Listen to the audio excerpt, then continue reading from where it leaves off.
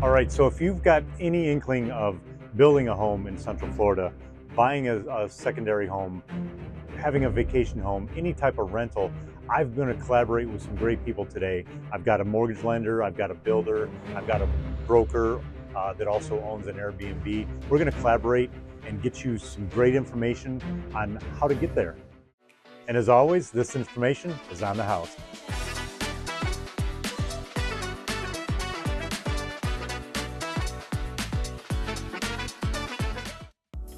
All right, so today I'm here with Bruce Woodburn of Cross Country Mortgage, and we're going to talk a little bit about mortgages for all different types of things, situations. So whether you're buying an investment property here from out of state, you're looking to have a vacation home that you are going to use personally, or just a straight rental, whatever you're going to use it for, we've got different options for you, and let's figure out which one's right for you. Yeah, so if you're buying an investment property, you're going to put 20% down. If it's an Airbnb, we have conventional loans. If you're going to rent it and live in it part-time, you can do a second home with 10% down. You can even buy out the mortgage insurance, or if you don't want to show your income, you can do a DSCR program too, where all we're using is the rental income from the subject property to qualify. Now you mentioned you can pay out the MI. What does that mean exactly? Well, so on a second home with 10% down, you're going to have PMI. And that PMI does not have to go away like it does on a first mortgage for owner occupied. So if you pay the PMI all up front, and you can even have the seller do it if you negotiate it, then you have no PMI and you're only putting 10% down. That's a great idea. Are there any tax advantages to that? There's all kinds of tax advantages to owning rental property. You can deduct your rental income. You can depreciate the property. There's all kinds of advantages you can have when you have rental property. That's awesome. So Bruce is also an investor himself. He owns properties. So that's what's great about partnering with him, because I have knowledge of the homes and a little bit of the mortgage, but that's just his lane. If you want to buy owner occupied, your first home, a move up home, a vacation home, a beach home, whatever it is, he can help you with it. He can help you buy or list your property. Absolutely, I appreciate that. Yeah. So another aspect that you might want to consider, and a lot of people this is becoming more and more popular. It's always been there, but a lot of people don't know it exists. And with Florida, we have so many HOAs and CDDs and things like that people get scared of all the fees and all the costs. But when you build on your own land, you've got a lot more options, because you don't have an HOA, you're not going to have a CDD, so all those costs go away. So you can put more money into the purchase of the home or the land and build actually what you want, rather than what a builder wants to build for you. So what kind of products do you have for that? So if you already own your land, then you can use your land equity as down payment. If you don't own your land, Sean will help you find a piece of property, and we'll introduce you to a custom home builder or a semi-custom home builder that'll build the home you want. And I think a lot of people today are looking for that because they just don't want to be in that HOA and be that close to their neighbor. They want a little bit of room to stretch out, and that's what you get when you build your own home. Absolutely. So you do construction to perm loans? We do too, construction correct? perm one-time close, so there's not two closings, and we allow the client to float down their rate when the house is finished if the rates are lower. If they're not lower, you're fixed rate. That's fantastic. So do you need to work with a builder on those things? Does the builder get draws, or do you just? I will set up our builders to customize the draws to meet their needs. Fantastic. And we not only do conventional with as little as 5% down, but we'll do FHA construction perms and VA construction perms up to $2 million, no money down. You can't beat that, right? So Sean, let's get a word in from a custom builder. That'd be fantastic. Let's talk to him. All right, so we're here with Eric from Pine Creek Development.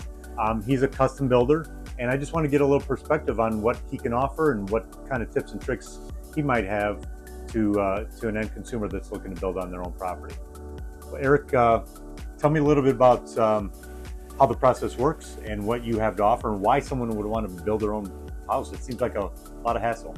It can be if it is a daunting process, but one of the things with custom homes, you get what you want, get your finishes you want. It's not somebody picking stuff for you, and you have to kind of settle for, you can pick everything from the very beginning, including the layout, floor plan, that kind of thing, all the way through the finishes, and it can be very rewarding if it's done right.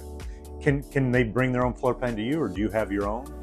It's both. I do have models that I have that I've built before that are on my website, and absolutely, if you come to me with your floor plan, we can build that, or we can work together and come up with a floor plan that even if you don't have one, but you want something custom. Okay, so I do sell a lot with production builders, and no one's ever really happy, right? Because it's a square box and you get what you get, but the thing I pulled out from you is you get what you want. Exactly. Instead of what the builder gives you. So that's a great tip. So time frame wise, we're out of the pandemic, supply chain is back in flow, I'm guessing. What's the time frame for a custom build?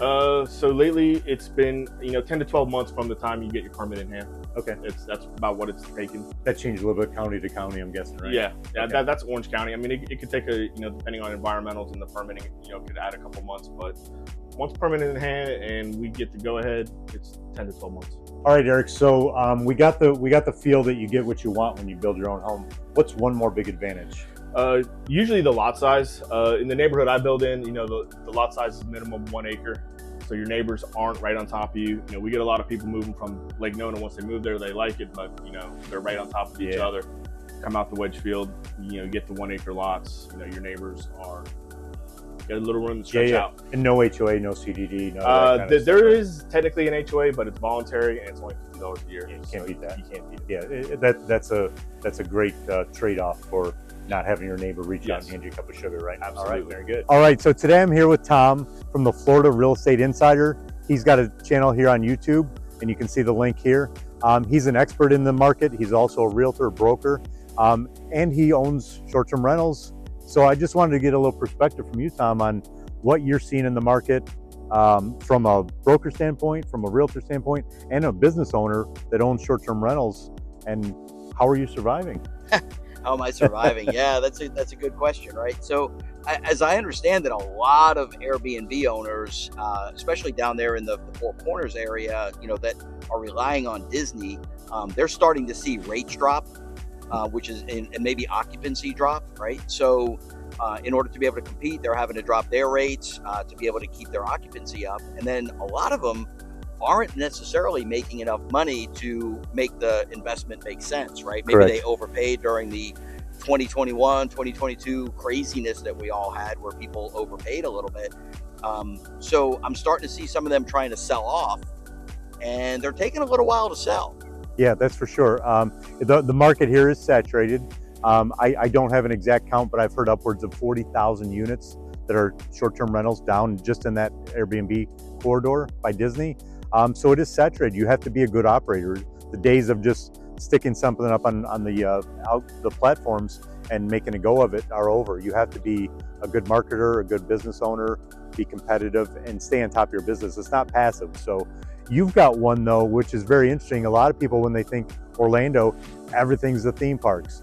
And that just doesn't have to be the case. People come here for all kinds of reasons, just like they do other cities, for funerals and kids' graduations and family reunions, all those things. And you actually operate one well outside of Disney. So yeah. Have you been affected by the same thing we're talking about in the Disney area? I've been affected in that I had to change my business model a little bit. So, when the pandemic hit, we were kind of forced to shut down. All the Airbnb shut down for a really short period of time, right? And then they realized they were trying to bring people in from out of state, but they shut down Airbnb, which was one of the best options. So they said, okay, you can rent them, but you have to rent them for 30 days. And shockingly, that actually became my business model, because what I found is mine is in Sanford, Florida, and Sanford's a cute little town. There's a nice downtown, lots of bars and restaurants and stuff, but there's no real reason to draw in there. But we do get the occasional funeral, the wedding, the people coming in for a sports weekend and those kind of things. But my bread and butter has become nurses, travel nurses. Right.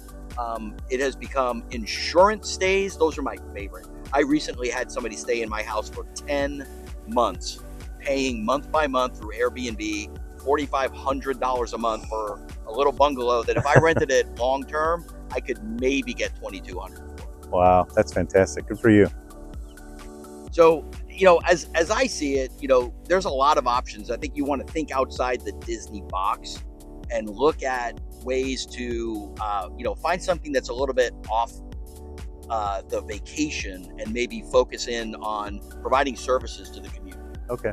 The only thing that I see with that, because I like the Disney area because it's safe. We don't have to really worry about too many regulations in the city and the HOAs coming to take away what you're building up. And if you go outside of that, especially most of Orlando is in Orange County. Orange County does not allow short-term rentals, with a couple exceptions. But you're in Seminole County, so you have to be really aware of the restrictions, the possible things that are coming up if you're going to venture outside of Disney. But it sounds like it could be very profitable and a great idea if you can make it work. Definitely good tips on checking out the area. Seminole County is okay with it. City of Sanford is okay with it. As a matter of fact, my unit, actually, I have found out that the USPS actually recognizes it as an Airbnb and will no longer deliver mail there. Oh my gosh, I never thought about that. So, very cool. You know, if you're looking and you want to get an Airbnb that's going to be maybe outside of that Disney safe bubble zone, you know, definitely make sure that you check all the ordinances and know what's going on before you go and invest it. And I would absolutely recommend not going into an HOA outside of one that is specifically designed for short-term rental. Very good. I agree. Couldn't agree more.